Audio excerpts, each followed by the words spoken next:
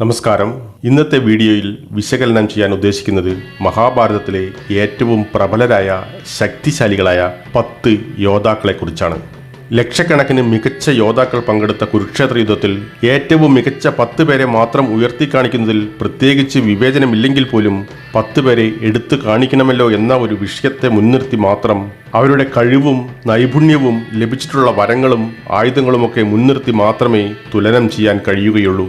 ഇവരിലും വലിയ ധീരന്മാർ നേരത്തെ മരിച്ചു വീണുവെങ്കിലും സമയം എന്നുള്ളത് യുദ്ധത്തിൽ മാത്രമല്ല ജീവിതത്തിലുടനീളം വലിയൊരു ഘടകമാണ്. ഭാഗ്യത്തോടൊപ്പം സമയം കൂടെ ഒത്തുചേരുമ്പോഴേ കാര്യങ്ങൾ വിചാരിച്ചതുപോലെ നടക്കൂ. ധർമ്മവും അധർമ്മവും ഇവിടെ വസ്തുതയായി കണക്കാക്കാൻ കഴിയില്ല.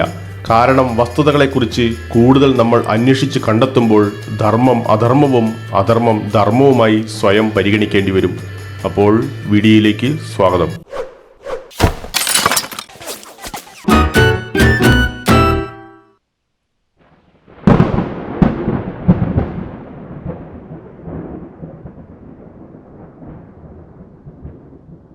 ആദ്യ 10-മനായി കൗരവപക്ഷത്തെ മൂത്ത പുത്രനായ ദുര്യോധനനെ തന്നെ പരിഗണിക്കാം. അവസാന പോരാട്ടത്തിൽ ഭീമനേക്കാൾ മികച്ച യോദ്ധാവ് ദുര്യോധനൻ തന്നെയാണെന്ന് നിസ്സംശയം പറയേണ്ടി വരും. ദുര്യോധനൻ എന്നാൽ ദുർ പ്ലസ് യോധാന എന്നാണ് അർത്ഥമാക്കുന്നത്. അതായത് യുദ്ധം ചെയ്യാൻ ബുദ്ധിമുട്ടുള്ളവൻ എന്നർത്ഥം. കുരുക്ഷേത്ര യുദ്ധത്തിന്റെ ദുര്യോധന ഭീമയുദ്ധത്തിൽ ഭീമന്റെ ജയസാധ്യത അവസാനിച്ചിരുന്നു. അന്യായമായ രീതികൾ അവലംബിക്കാതെ ഗാന്ധാരിയുടെ ദിവ്യദൃഷ്ടി കാരണം ഉരുക്കുപോലെയുള്ള ദൃഢമായ ശരീരത്തെ ഒന്നും ചെയ്യാൻ കഴിയില്ലായിരുന്നു. ദുര്യോധനൻ മറ്റാരുടേതിനേക്കാളും മികച്ച വിദഗ്ധനാണെന്ന് ബലരാമൻ തന്നെ പറഞ്ഞിട്ടുണ്ട്. ഭീമൻ തന്റെ ശാരീരിക ക്ഷമത വർദ്ധിപ്പിക്കാൻ ശ്രമിച്ചപ്പോൾ ദുര്യോധനൻ നേടിയെടുത്ത കഴിവ് അർജുനന്റെ ഗാണ്ഡീവത്തെ പോലെ ഭയപ്പെടുത്തുന്നതായിരുന്നു. എല്ലാ രാത്രികളിലും ദുര്യോധനൻ ദുശാസനനോട് തന്റെ ദേഹത്ത് 1000 പ്രാവശ്യം ഗദ കൊണ്ട് പ്രഹരിക്കാൻ നിർദ്ദേശിക്കുകയും ഇനിയും കൂടുതൽ ശക്തിയോടെ അടിക്കാൻ അലറി പറയുകയും ചെയ്യുമത്രേ.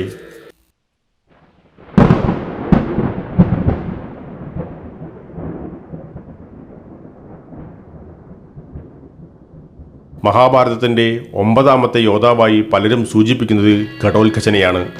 അദ്ദേഹത്തിന്റെ പേര് സൂചിപ്പിക്കുന്നത് അദ്ദേഹത്തിന്റെ കഷണ്ടി മൂലമാണ്. അവന്റെ തലയിൽ മുടിയില്ലാത്തതും ഒരു ഘടം അല്ലെങ്കിൽ കലം ആകൃതിയോട് കൂടിയതുകൊണ്ടുകൂടെയാണ് അദ്ദേഹത്തിന്റെ പേര് ഘടോത്കച എന്നായി തീർന്നത്. ഭീമസേനന്റെയും അസുരയായ ഹിഡിംബിയുടെയും മകനാണ് ഘടോത്കചൻ. അഞ്ജനപർവർ, ബാർബറിക്ക, മേഘവർണ്ണൻ എന്നിവരുടെ പിതാവാണ് ഇദ്ദേഹം. അവന്റെ മാതൃപിതൃത്വം അവനെ അർദ്ധ അസുരനാക്കി. അതിനാൽ തന്നെ പറക്കുവാനുള്ള കഴിവ്, സ്വന്തം ശരീരം വലിപ്പം കൂട്ടുവാനോ കുറയ്ക്കുവാനോ ഉള്ള കഴിവ്, അദൃശ്യനാവുക തുടങ്ങിയ പോലുള്ള നിരവധി മാന്ത്രിക കഴിവുകൾ അദ്ദേഹത്തിൽ അടങ്ങിയിട്ടുണ്ട്. കുരുക്ഷേത്ര യുദ്ധത്തിൽ പാണ്ഡവ പക്ഷത്തു നിന്നുള്ള പ്രധാനപ്പെട്ട പോരാളിയാണ് ഘടോത്കച. യുദ്ധത്തിന്റെ 14ാം രാത്രിയിൽ കൗരവ സൈന്യത്തിന് വലിയ നാശം വരുത്തിവെച്ചു. ഘടോത്കച അംബുഷയെ പോലുള്ള അനേകം ഭീകരന്മാരായ അസുരന്മാരെ വധിക്കുന്നതിൽ നിർണായകമായിരുന്നു. അർജുനനെ വധിക്കാൻ വേണ്ടി കർണൻ മാറ്റിവെച്ചിരുന്ന ഇന്ദ്രന്റെ സമ്മാനമായ വാസവി ശക്തി അവസാനം സഹികെട്ട് ഘടോത്കചന് നേരെ പ്രയോഗിക്കേണ്ടി വന്നു. അതിൽ നിന്ന് തന്നെ മനസ്സിലാക്കാം ഘടോത്കചൻ എത്രത്തോളം കരുത്തനായ പോരാളിയായിരുന്നെന്ന്. മരിച്ചു വീഴും മുൻപേ തൻ്റെ ശരീരം മലയോളം വളർത്തി നിലം പതിച്ചപ്പോൾ അസംഖ്യം പടയാളികളുടെ മുകളിലേക്ക് വീണ് വലിയ നാശനഷ്ടം തന്നെ കൗരവപടയ്ക്ക് വരുത്തിവെച്ചു.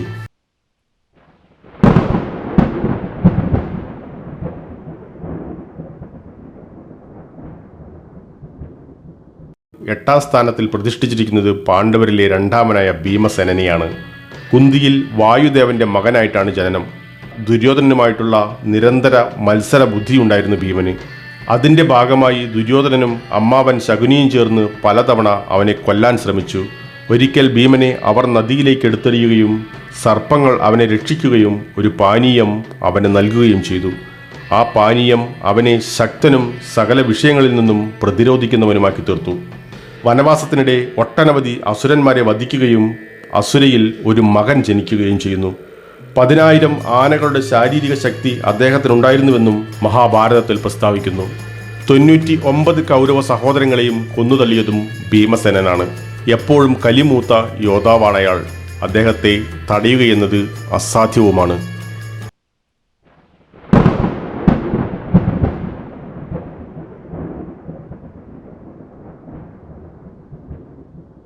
ഏഴാമത്തെ കരുത്തനായ യോദ്ധാവ് ദൃഷ്ടദ്യുമ്നനാണ്. പാഞ്ചാല രാജാവായ ദ്രുപദന്റെ ആഗ്രഹപ്രകാരം യാഗം നടത്തി ദ്രോണരെ വധിക്കാനായി ഒരു മകനെ ലഭിച്ചതാണ് ദൃഷ്ടദ്യുമ്നൻ. യാഗത്തീയിൽ നിന്നും ഉയർന്നു വന്നതാണ്. പൂർണ്ണ വളർച്ചയുള്ളതും ശക്തനും ചെറുപ്പക്കാരനും പടച്ചട്ടയോടുകൂടിയ ആയുധധാരിയുമായ ദൃഷ്ടദ്യുമ്നൻ. കൂടെ ദ്രൗപദിയും പിറവിയെടുത്തു. അദ്ദേഹം ദ്രോണരുടെ പ്രവചിക്കപ്പെട്ട കൊലയാളിയാണ്. മഹാഭാരത യുദ്ധത്തിൽ പാണ്ഡവ സൈന്യത്തിൻ്റെ സൈന്യാധിപനായിരുന്നു. കൃഷ്ണന്റെ പദ്ധതി പ്രകാരം തളർന്ന് ധ്യാനനിരതനായ ദ്രോണരെ ശിരച്ഛേദം ചെയ്ത് പിറവിയുടെ ഉദ്ദേശ്യം സ്ഥാപിച്ചെടുക്കുകയും ചെയ്തു അദ്ദേഹം. യുദ്ധത്തിൻ്റെ 18-ാം ദിവസം രാത്രിയിൽ ദ്രോണപുത്രൻ അശ്വത്ഥാമാവ് പാണ്ഡവ കൂടാരങ്ങൾ ആക്രമിക്കുകയും ദൃഷ്ടദ്യുമ്നനെ വധിക്കുകയും ചെയ്യുന്നു. കയ്യിൽ വാളുമായി പിറന്ന ദൃഷ്ടദ്യുമ്നൻ മരിക്കുമ്പോഴും വാളുമായി മരിക്കണമെന്ന അഭ്യർത്ഥന അശ്വത്ഥാമാവിനോട് നടത്തിയെങ്കിലും ആ അഭ്യർത്ഥന അവഗണിച്ചുകൊണ്ട് തന്നെ അടിച്ചും ശ്വാസം മുട്ടിച്ചും അദ്ദേഹത്തെ കൊലപ്പെടുത്തുന്നു.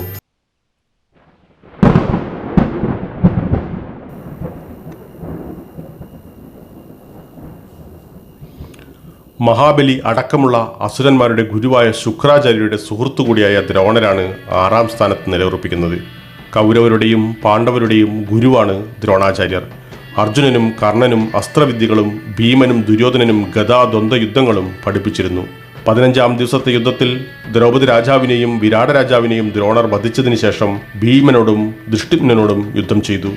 പ്രതിരോധിക്കാൻ കഴിയാത്ത ബ്രഹ്മാണ്ഡാസ്ത്രം കൈവശമുള്ള ദ്രോണർ വളരെ ശക്തനും അജയനുമായതിനാൽ അദ്ദേഹത്തിന്റെ മകൻ അശ്വത്ഥാമാവ് മരിച്ചാൽ ദ്രോണർ തന്റെ ആയുധങ്ങൾ ഉപേക്ഷിക്കുമെന്ന് കൃഷ്ണൻ യുധിഷ്ഠിരനോട് സൂചിപ്പിക്കുന്നു. ഭീമൻ അശ്വത്ഥാമ എന്ന ആനയെ കൊന്നു. അശ്വത്ഥാമ മരിച്ചെന്ന പ്രഖ്യാപനവും വന്നു. മകന്റെ മരണത്തിന്റെ സത്യാവസ്ഥ തേടി ദ്രോണർ യുധിഷ്ഠിരനെ സമീപിക്കുന്നു. യുധിഷ്ഠിരൻ അശ്വത്ഥാമ മരിച്ചെന്ന് സൂചിപ്പിക്കുന്നു. എന്നാൽ മരിച്ചത് ആനയാണോ അതോ മകനാണോ എന്ന് ദ്രോണർക്ക് ഉറപ്പ് വരുത്താനാവാത്ത വിധം കൃഷ്ണൻ അതിൽ ഇടപെട്ട് ശംഖുനാദം മുഴക്കി. യാഥാർത്ഥ്യം ശംഖുധ്വനിയിൽ മറഞ്ഞുപോയി. നിരാശനായ ദ്രോണർ ആയുധങ്ങൾ താഴെ വെച്ചപ്പോൾ പിതാവിന്റെ അപമാനത്തിനും മരണത്തിനും പ്രതികാരമായി പിറവിയെടുത്ത ദൃഷ്ടദ്യുമ്നൻ ഈ ക്ഷണത്തിൽ ദ്രോണരെ വധിക്കുന്നു. ആയുധധാരിയായ ദ്രോണരെ കീഴ്പ്പെടുത്താൻ പോന്നവരാരും പടക്കളത്തിലില്ലെന്നതാണ് യാഥാർത്ഥ്യം.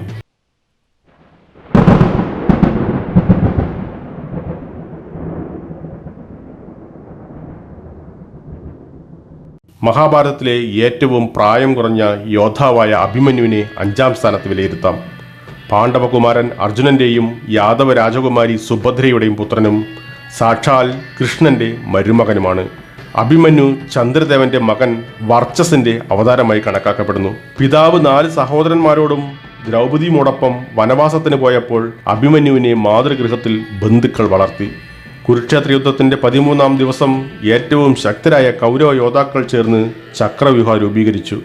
വെറും കൗമാരക്കാരനായിരുന്ന അഭിമന്യുവിന് ചക്രവ്യൂഹത്തിലേക്ക് തുളച്ചു കയറാൻ കഴിഞ്ഞു. പക്ഷേ അതേപടി തിരിച്ചിറങ്ങാൻ കഴിഞ്ഞില്ല.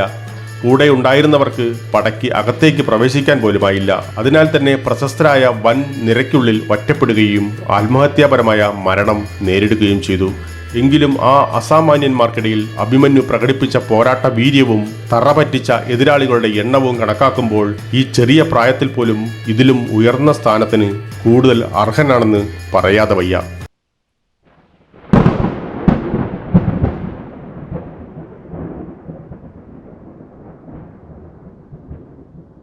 അക്ഷരാർത്ഥത്തിൽ ശരിക്കും ഭീഷ്മ പിതാമഹൻ തന്നെയായിരുന്നു ഏറ്റവും വലിയ പോരാളി. 10-ൽ ആദ്യത്തെ സ്ഥാനം കൊണ്ട് തന്നെ അദ്ദേഹത്തെ അലങ്കരിക്കണം. പക്ഷേ അദ്ദേഹത്തിൻ്റെ പതനം അദ്ദേഹത്തിൻ്റെ റേറ്റിംഗ് ഇടിച്ചുവെന്ന് തന്നെ പറയേണ്ടി വരും. കാരണം കുരുക്ഷേത്ര യുദ്ധത്തിൽ ഓരോ ദിവസവും 10,000-ഓളം യോദ്ധാക്കളെ അദ്ദേഹം വധിച്ചുകൊണ്ടിരുന്നു.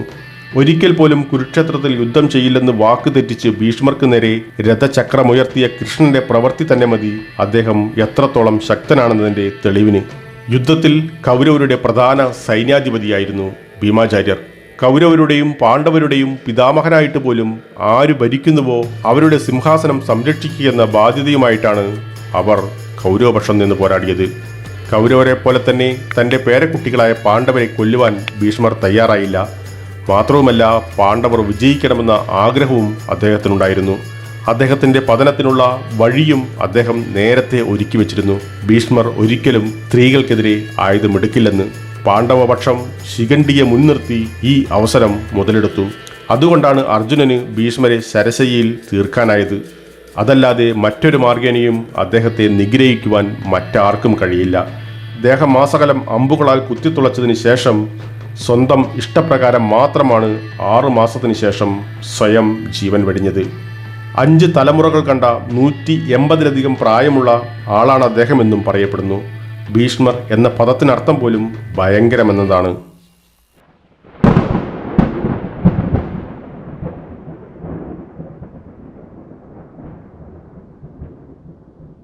മൂന്നാം സ്ഥാനത്ത് അവരോധിച്ചിരിക്കുന്നത് ഗാണ്ഡീവധാരിയായ പാണ്ഡവശ്രേഷ്ഠൻ അർജുനനെയാണ്.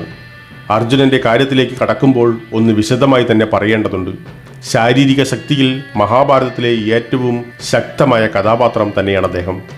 ജരാസന്ധനെയും ശല്യയെയും പോലുള്ള മഹാനായ യോദ്ധാക്കൾക്ക് പോലും പൊക്കാൻ കഴിയാത്ത വില്ലുയർത്തി ദ്രൗപദിയെ സ്വന്തമാക്കി പേശീബലം തെളിയിച്ച വ്യക്തിയാണ് അർജുനൻ. വില്ലാളി വീരൻ മാത്രമല്ല, ഗുസ്തിയിൽ പോലും സാക്ഷാൽ പരമശിവനോട് മല്ലടിച്ച് ഭഗവാന്റെ സംതൃപ്തിക്ക് പാത്രമായിട്ടുമുണ്ട്. അതിൻ്റെ പരിണിത ഫലമായി പരമോന്നത അസ്ത്രമായ പാശുപത നൽകി അനുഗ്രഹിക്കുകയും ചെയ്തിട്ടുണ്ട് ശിവൻ. നിരവധി യോദ്ധാക്കൾക്കെതിരെ അദ്ദേഹം 18 ദിവസവും കുരുക്ഷേത്ര യുദ്ധത്തിൽ പോരാടിയതിന് മികച്ച ശക്തിയും കരുത്തും അത്യന്താപേക്ഷിതമാണ്.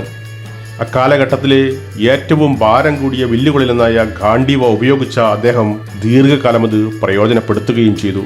രാവണനാൽ പോലും ജയിക്കാൻ കഴിയാത്ത അസുരന്മാരെ അദ്ദേഹം പരാജയപ്പെടുത്തി. പർവ്വതത്തോടും ശക്തമായ മരങ്ങളോടും താരതമ്യപ്പെടുത്തിക്കൊണ്ട് വിവിധ സ്ഥലങ്ങളിൽ വളരെ ശക്തനായ ഒരു മനുഷ്യനായിട്ടാണ് അദ്ദേഹത്തെ വിശേഷിപ്പിക്കുന്നത്. ചില ആളുകൾ അർജുനനെ ദുർബലൻ എന്ന് വിളിക്കുന്നു. കാരണം അദ്ദേഹം യുദ്ധത്തിന് മുൻപ് കരഞ്ഞു വിലപിച്ചിരുന്നു. സ്വന്തക്കാരെയും ബന്ധുക്കളെയും കൊല്ലാൻ ആഗ്രഹിച്ചില്ല എന്നത് ബലഹീനതയുടെ ലക്ഷണമല്ല, ദയയുടെയും വാത്സല്യത്തിൻ്റെയും ലക്ഷണങ്ങളായിട്ടാണ് കാണേണ്ടത്. പിന്നീട് യുദ്ധത്തിൻ്റെ സമ്മർദ്ദം താങ്ങാനുള്ള മാനസിക കഴിവ് അദ്ദേഹം പ്രകടിപ്പിച്ചു. യുദ്ധരംഗത്തെ മികച്ച വ്യക്തികളെ മറികടന്ന് അദ്ദേഹം ജയദ്രഥനെ പിന്തുടർന്ന രീതി അദ്ദേഹം എത്രമാത്രം മിടുക്കനാണെന്ന് കാണിക്കുന്നു.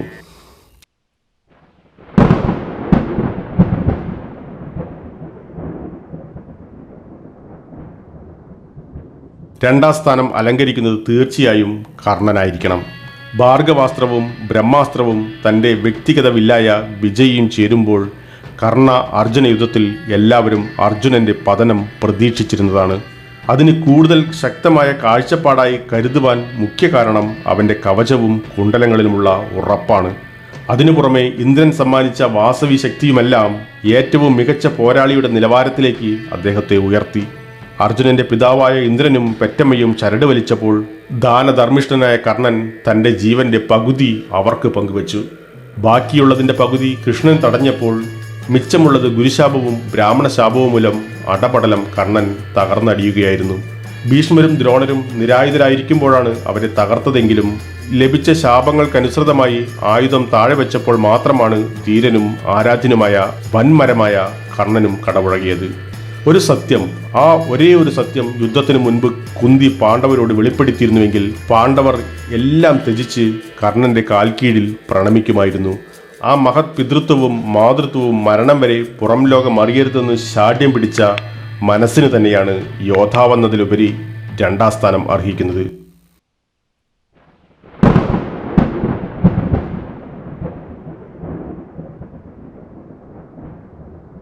അവസാനം ആദ്യത്തെ റാങ്കിങ്ങിൽ വരുന്ന യോദ്ധാവ് ആരാണെന്നാവും നിങ്ങൾ ചിന്തിച്ചിട്ടുണ്ടാവുക.